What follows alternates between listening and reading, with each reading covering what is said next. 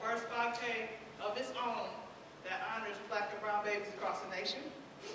Come on, come on. I'm also the owner of Sheets Lanes Wood Company. You're like, what does that mean? It means that I slay wood, okay? Absolutely, I know. I got a lot of titles, but we're here to figure out why, okay? All right, I've come a long way. So they gave me this word parallel. I'm like, what are you talking about parallel? Like, what do you do with the word parallel, right? But I thought about, like, when I went to Bradley Tech, my favorite class was geometry, right? When you think of parallel, you think of cohesively alignment. You know, straight lines is going in the right direction, right? There's no hiccups, no bumps, or nothing. That's what I thought about parallel, right? But I thought about the word perpendicular also. Perpendicular, to me, is just a little addition to that straight line, right? When you have those perpendicular lines, it makes your, whatever it is, it's going against the grain, and it makes it stronger to me, okay? You need that perpendicular line to make things stronger in your life. You need the parallel too. The parallel gets you where you need to go, but you need those perpendicular lines to get you where you need to go as well, right? Y'all hear me? Y'all right? I'm from a black church now. Right? The makings of me, man. You know, she called me peanut head. Yeah, that's a peanut head on back right there. I'm a little country, so don't mind me. I'm a peanut head young lady from a unique family, right? This is my first parallel story. I came from a family that I have both my mom and dad. I have a huge family. I know y'all don't look, some of y'all don't look like me, but you might be my cousin, because I got 31 aunties and uncles, okay? I have a huge family. Even though you don't, like I said, you might be my cousin anyways, okay? It's hard for me to date out here because I'm related to everybody. I have a huge family, loving family, but one thing I didn't know about my mom and dad is that they hated each other growing up. They weren't together, but they co-parented me well. They came to every game together. They came to whatever accolade I made, everything I did, they were there in a strong front. I didn't know that they hated each other behind it. My back. But they made it work, and they made me who I was. That was a parallel line for me. That gave me the strength to be who I am, right?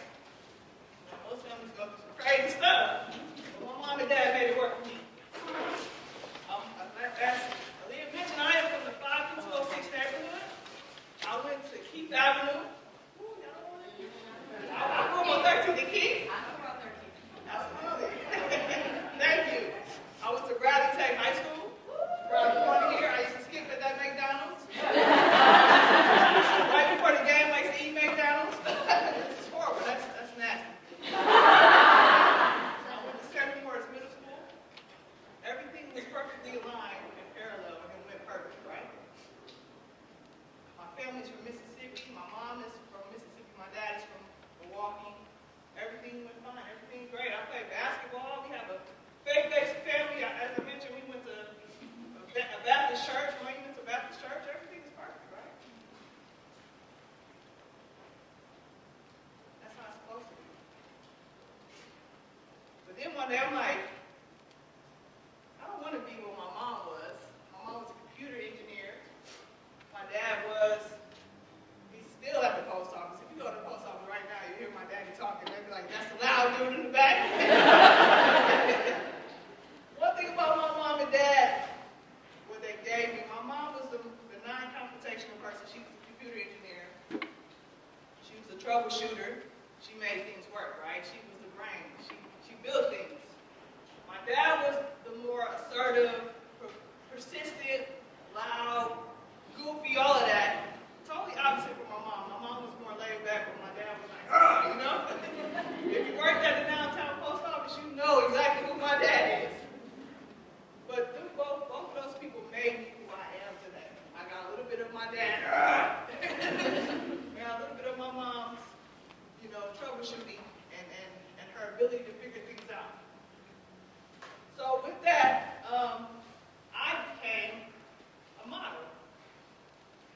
One of my parallel stories is that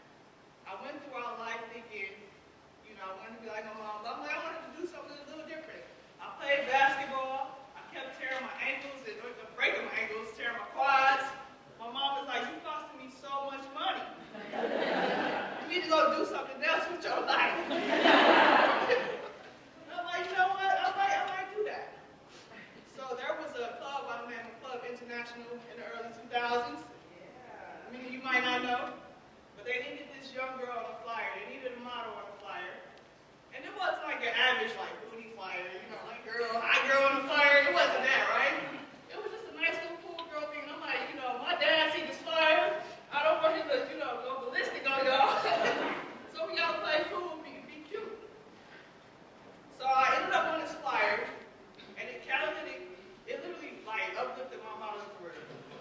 It went from me modeling locally to me modeling across the nation. I was in magazines. Premier Bride magazine was a wonderful magazine back in the day for models who wanted to get into the wedding type of field. I did runway modeling all out in LA, Atlanta, all the cool stuff, right? All the cute stuff. And that was just a feedback to my mom saying, stop hurting yourself. I chose to be this runway model, this great runway model. I traveled the world. It got so big that I'm like, okay, I'm always in LA. I need to stay here. So I raised up enough money and I moved to LA. I lived there on and off for 3 years. And I finally made it out there. I worked at AT&T U-Burst. Most people don't know that I used to climb telephone poles. I used to fix telephone lines. I was still a nerd at the same time. Being a student model. But I would climb telephone poles because I was not able enough to lift the ladder. So you can see me with the belts and the boot climbers. Just think about a pretty model that's in your backyard. You burst TV line. I had to make up one too, I can't do this. So I used the money that I raised working for AT&T, and I went to model in LA. I went to Rodeo Drive. I went door to door to every modeling agency saying, hey, I know I'm fine. Can you sign me? The worst thing they can do is say no. So I went door to door to door to door. That taught me a heavy thing about rejection. Because one person said, oh my God, your head is so big. The next person said, oh my God, you're the most beautiful thing I've ever seen in my life. So that taught me to keep going no matter what, right? Listen, I know y'all know who that guy is. That's not my baby daddy, though. I know some of you wish he was, right? Yes. So I was doing so much modeling out in LA that, you go to LA, like, you have to be fine and fit every day because you get invited to every party. You have to be at the pool party. You can't be, you can't be slacking out there. So I found myself at these parties, these Persian parties, these Bel Air parties, all this stuff. These parties had people pulling up in Maseratis. I'm like, dude, I got a Ford Fusion back in Milwaukee. It's gonna do me good, but out here, that ain't gonna cut it, But I love my Ford Fusion. It was great. One day I ended up at Shamar Moore's house, right? Let me tell y'all, all the 90s actors, the male actors, all the funny ones that you remember in the 90s, they were at that party too. And I'm from Milwaukee, right? We got this thing called ribbon, right? It's called telling jokes and telling jokes about each other. So these guys were at this party joking around with these pretty women, these high caliber women. I probably was a high caliber woman myself, calling myself at the time, but I wasn't the pretty girl, right? But these women were there trying to get their attention. And they were joking with the women, ribbing the women, right? So I'm from Milwaukee. I started ribbing back, right? And I'm talking to the little short, I'm like, dude, you come up to my shoulder.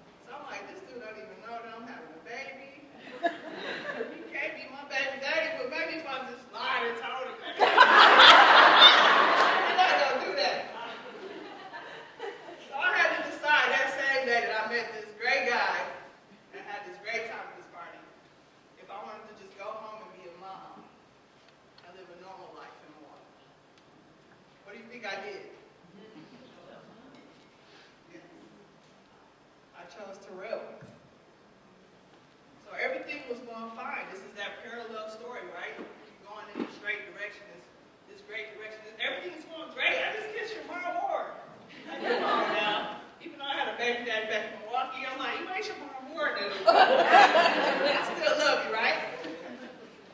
Everything was going fine until I met Terrell. So if you ever heard my story, you know my story comes from, there's a moment in my story, I should say, that had a tragic change, a tragic journey. See, everything was fine until I got home. On May 23rd, 2013, a boy named Terrell was born. At this time I was married, everything was going perfectly fine. My dad is happy, like, you did the right thing, girl. But the right thing didn't happen. 17 hours after Terrell was born, he passed away due to labor complications at the place where he was delivered from. So at this moment, everything was going perfectly fine. It was the best thing that ever happened to me. This was my first son. He was so beautiful. But the situation of neglect happened at this hospital, where, as we know, that Black maternal health isn't the best thing in the United States. And that happened to me. That happened to my son. I found out that day that 117 families went through the same thing that I went through that same year. And I found out that these situations are destroying Black families. That changed my life. My son Terrell changed my life. Before you know it, that same summer, which I left LA 2 months ago, that same summer I went to having a baby, I went to getting married, having a baby, to losing the baby, to losing the marriage, to being homeless, to not knowing where to go, to not knowing what to feel. I wasn't a model anymore. I wasn't out in LA anymore. I didn't have my family anymore. What I thought was supposed to be my family didn't even exist anymore. It was just a hoop in the air, right? What do I do? I shaved my head and I became a Wakandan warrior.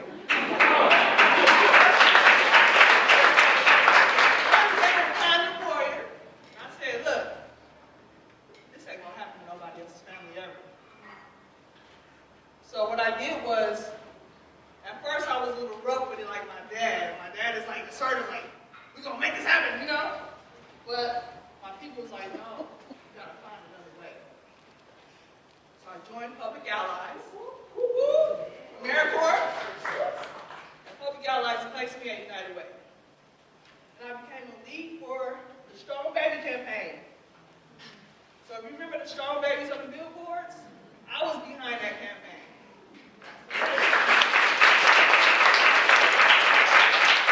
At the time I created the 1-May 5K, which is going to be year 10 this year. Oh my God, August 2nd. I did a lot of work in infant mortality reduction in the city, in the world. My story has been shared in the BBC Worldwide, the Nation magazine. All across the world knows who that young baby named Terrell is, right? The work was done in his honor.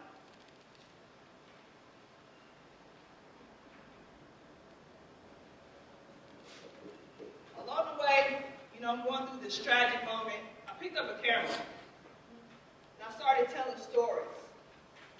I started meeting new people. I started getting stronger. I was still on that parallel path a little bit, but the perpendicular things were, popping up, making me stronger. There were situations where I was at United Way.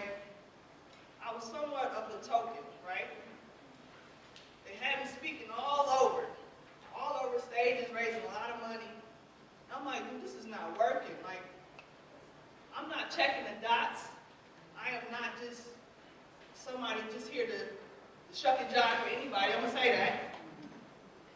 I am here because I am a mom that wants to save other babies that were like my baby. I have a story.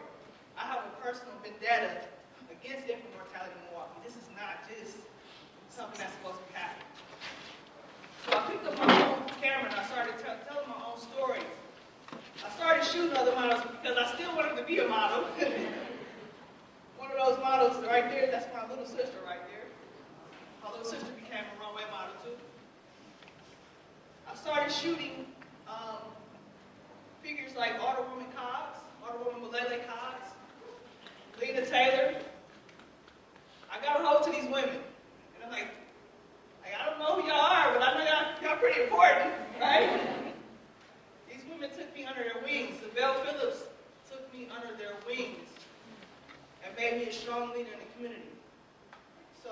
camera was an access through that door after my tragic moments.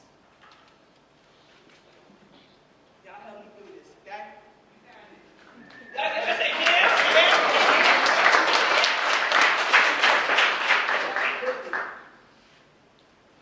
So you know how when that moment becomes, I'm talking about when that moment becomes perpendicular, right? You go through these tragic situations. It's sad, of course. But then another moment of joy comes in. Jelani, who is now 8, he was my joy from that tragic moment.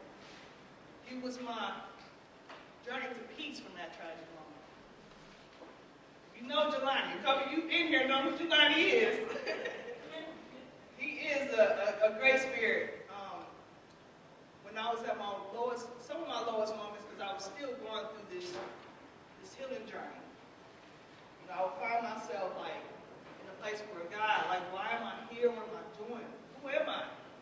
And Jelani is born. He's like, girl, I'm here. Like, Jelani had a speech delay for time. I'm gonna get into more story about who Jelani is. Jelani is my son. He's not Shamarmore's son. There was one moment when I was laying on the ground because I was so destroyed by what I'm currently dealing with renovating the building. And I was crying out loud. I'm like, God, why am I here? Why did you tell me to do this? Who am I? And Jelani doesn't know how to talk, right? He walks past the room and said, get up off the floor. Why are you on the floor, Mom? And I could just all I could do is get up and laugh, like, like, this is why you're here. This is who you are. So Jelani is that person that inspired me to change. I know I'm landing this plane kind of long, right? So 5 years ago, literally this week, we were all sitting in our living rooms, wondering if we were going to die, because everybody was dying at the time, unfortunately. We didn't know if we were going to live or die. We didn't know if the earth was going to, we didn't know what was going on. We didn't know what COVID was, right? So we were all sitting in this living room.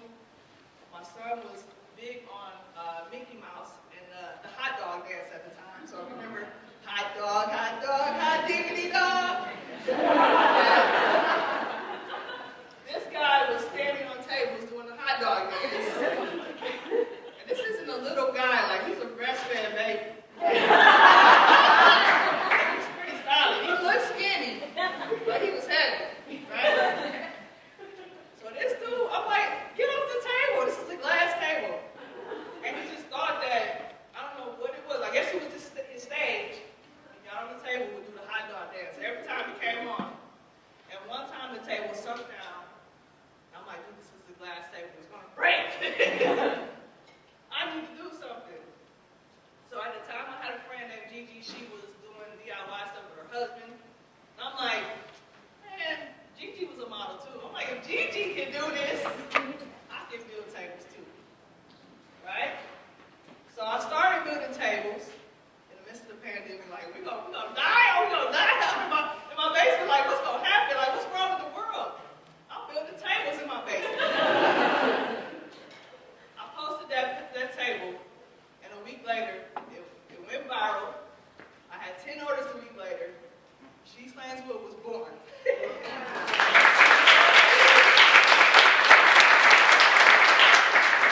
Because my son couldn't stay off the table.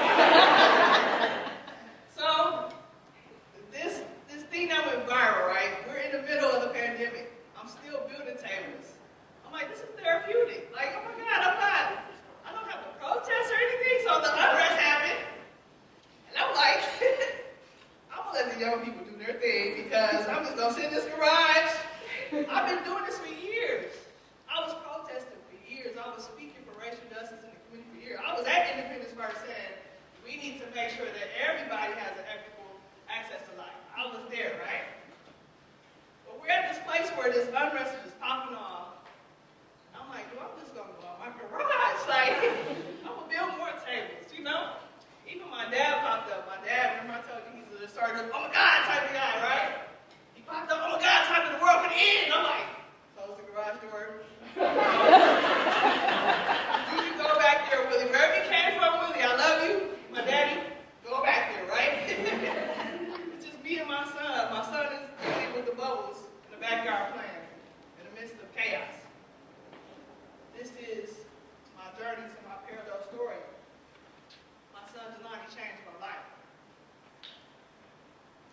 we here at this why, like, as I mentioned, I come to a point to where there were so many moments like, why? Why is this happening to me? Why did I go through this? Why couldn't I be Moore's baby mama? Like, why?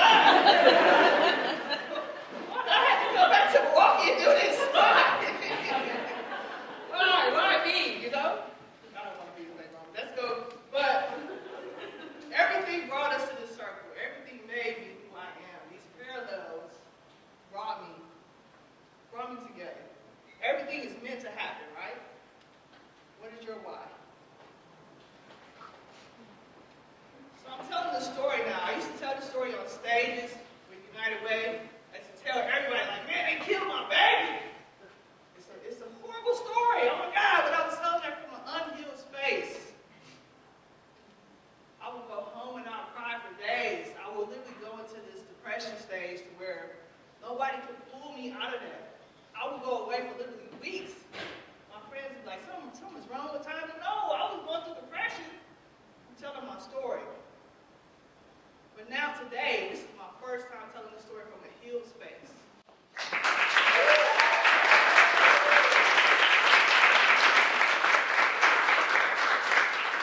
It's better to tell that story because years ago, I was trauma bonding people. I have to tell the story because it happened, right? And I'm like, hey, you know, my son died. This happened. Oh my God, like, you know, I was in so much trauma and so much pain. But I went to therapy, y'all. My therapist got me right. It got me together. So now I can tell the story to you in the way that it needs to be told so that you can be inspired. So during the time when I was at United Way, it became a difficult place because once my story wasn't needed, I was kind of pushed to the side, right? Once infant mortality wasn't the important task or important goal, or reduction of infant mortality wasn't the thing, I kind of got pushed aside. I'm like, dude, this is my, like, I want to fight this, like, I want to solve this giant, like, I don't want to just go on to the next. I want to make sure that all black babies and brown babies are born healthy and strong in the city of Milwaukee. I want to make sure that happens.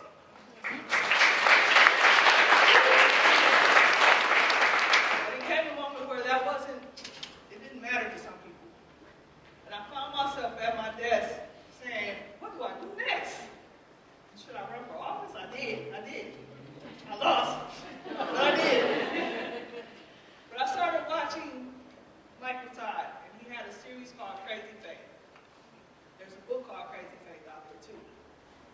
So Michael Todd, if you don't know who he is, he's a pastor that's known across the world now. But at this time, which is in 2018, nobody knew who he was. He was just going viral, and he started posting these videos of his sermons, saying where the church was going to go, how big he was going to go. He had these big visions, what he wanted to do with the world and everything. And people just like, oh my God, this guy's so silly. But if you know his story now, you know where he is now and what he's doing. His vision, you have to see it before you see it. It literally came true. You should look him up and see what he's doing right now. So let me tell you about this cat pee story. I know I've been telling some wild stories, right? Cat pee. So just imagine going into this building. It smells nothing like cat pee and black mold. So I was on the Kelly Clarkson show a few years ago, in 2021, when She Sings Wood was on. Everybody, oh my God, She Sings Wood, oh God! And I was on the Kelly Clarkson show, right? And Kelly Clarkson was like, hey, you should have your own TV show. You're a nice little woman. She said this on the show while I was on the air. So after that, there was a bunch of LA producers that called me and said, hey, we want to give you the show on HGTV. And I was like, oh yes! Let's do HGTV. Let's do Magnolia TV. Yes, let's do it. I'm ready. So we have these pilot shows that are made, all these different characters, everything. So one of the shows is saying, hey, you should have a supporting cast. And I'm like, okay, it's just me and my son in our garage, but okay. So I'm thinking, okay, I'm going to go to Tech. I'm going to find some carpenters, some young girl carpenters that want to be carpenters. We're going to have this, this show, and it's going to be great. I'm like, I'm in my garage, though, right? I don't want to bring these little high school girls to my garage and stuff. So I went to Alderwoman College, which is a great friend of mine. I said, look, I know you got some vacant spaces in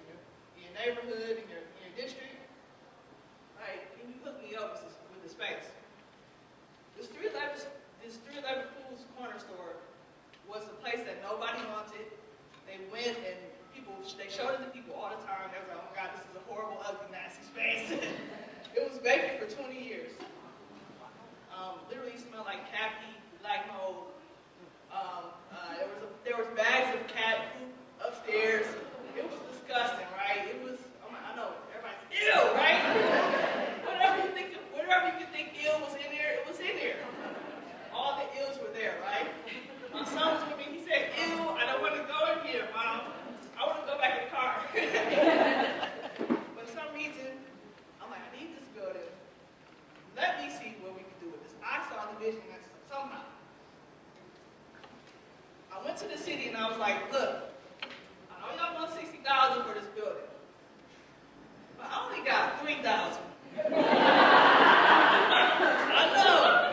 That's crazy, right? I know. But something with this modeling career taught me, the worst thing that they can do is tell me no. They can't say, no, you got a big head. They can't say no, nothing else. They can say no. Yes or no. Sure enough, they said, okay, we're going to give you this building for $3,000.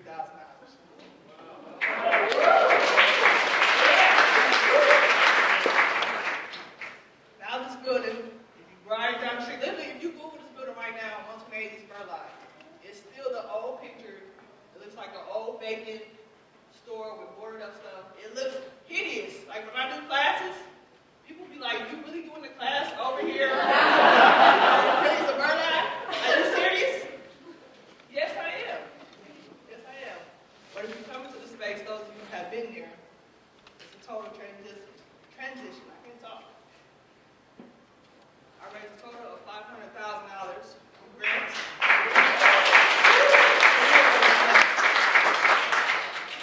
So literally having crazy faith, right?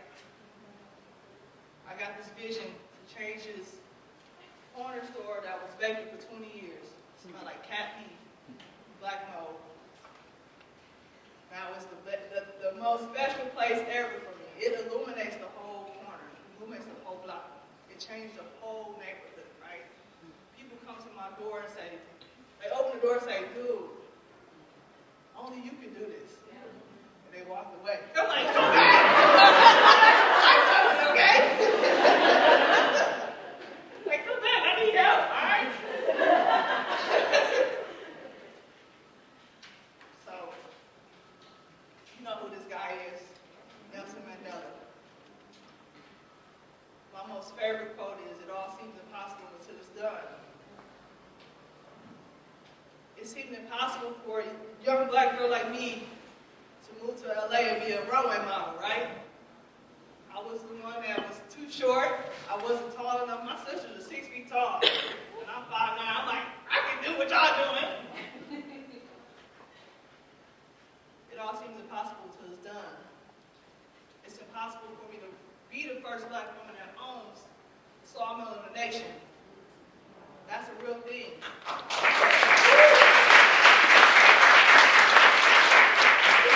It seemed impossible for me to renovate a 20-year-old vacant building that had no life in it for 20 years, that smelled like cat pee. They were like, oh. Right? It seems impossible to change the needle against infant mortality in Milwaukee. But we've done that. And we're still doing that.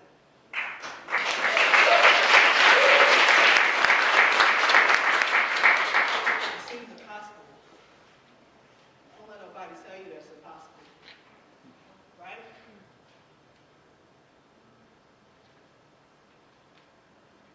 My takeaways to you is, what is your impossible? Think about your impossible, right? Wait. That's wrong. All right. There was another screen. That is my screen. Don't get the baby jet. Not yet. Like, girl, hurry up. All right. What's your impossible? My takeaway is, what is your impossible? Think about that. No matter what it is. Don't let nobody tell you that you can't knock it out. It could be the most impossible thing. It could be the biggest giant ever. Knock that giant right now. I like to fight. Knock it out, okay? Be comfortable with being in your own skin. I've been talking to y'all like a country black girl this whole time. You know? I can't change. I gotta be me, right? Be you no matter what it is. No matter who you are, no matter where you come from, no matter what you do. Right? Another thing is just let it be. You can't go around it. I couldn't go around losing Terrell. I had to go through that. I had to see my son. In order to see my new son, I had to see all these things to get to where I am today. And to be who God created me to be. I believe in a higher power. Whatever you believe in, be that and let it be. Trust the process. Public Ally's mantra is to trust the process. If you've ever been a public ally, if you've ever heard a public ally person, they be like, trust the process. I used to hate that. But you got it. I'm like, what is a process? Like, I'm a woodworker and I hate the process. Like, I just want to design it and it's built. Like, that's it. Trust the process. Trust whatever God told you to be. Whatever the Most High told you, whatever that thing is, the divine thing told you, it tells you every day. I think that depression comes from that. I think that when you do not do what you're told to do, whatever tells you to do it, I think depression comes from that. I think envy comes from that. I think jealousy comes from that. You do not do that, okay? Do what that thing told you to do. No matter how it is, no matter how hard it is, how impossible it is, do that, okay? And do it well. Like my daddy said, do it. Alright? Alright, so that is it. I know I landed the plane pretty long. She's like good. I got a lot of jobs. You know, got a lot of things, but she's like, well, come on. Yes, I'll do Q&A. I thought I went over the Q&A time. No?